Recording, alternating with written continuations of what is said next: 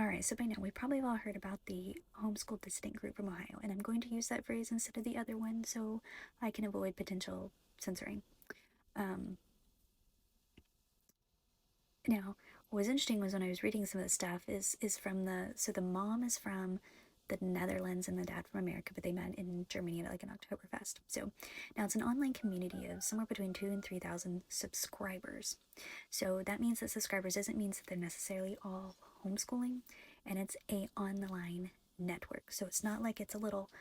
I thought it was originally like some little pocket of Ohio of a bunch of like those people, but it wasn't. It's like a nationwide, worldwide online community. So, but they knew their views were so abhorrent in the fact that they would tell their children when they were at other like typical homeschooling gatherings, don't mention these things. Why? Because they would be ostracized, right?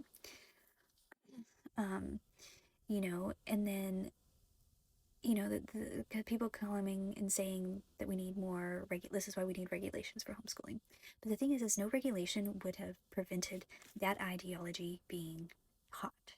And the reason is why is like, a state can say, okay, you have to teach these 4 core subjects, right? And even say you have to, in certain states where you have to submit what it is you're doing and you record everything. Okay, how is that going to stop bringing in something else? Because state regulations may say, like I said, minimum core subjects, but that doesn't stop you from teaching anything else to your child. Like, no state regulation, might say, okay, you need an art requirement. Like, I don't think that's for any state homeschooling laws. They need an art requirement.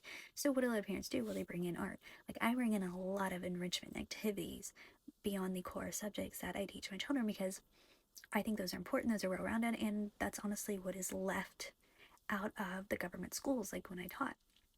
So I bring in these enrichment activities. I also bring in beliefs, faith, virtues, morality. Like, I don't have a curriculum for it, I'm just teaching that to my kids, right? Because every single person has a worldview. Whether they call themselves a religious person or not, everyone has a world view of how they view the world.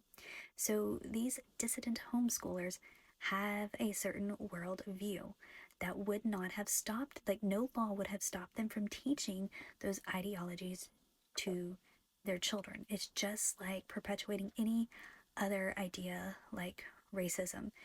You can teach your kid these things without curriculum in your home, and no one can stop you unless we want to go all like 1984 on people.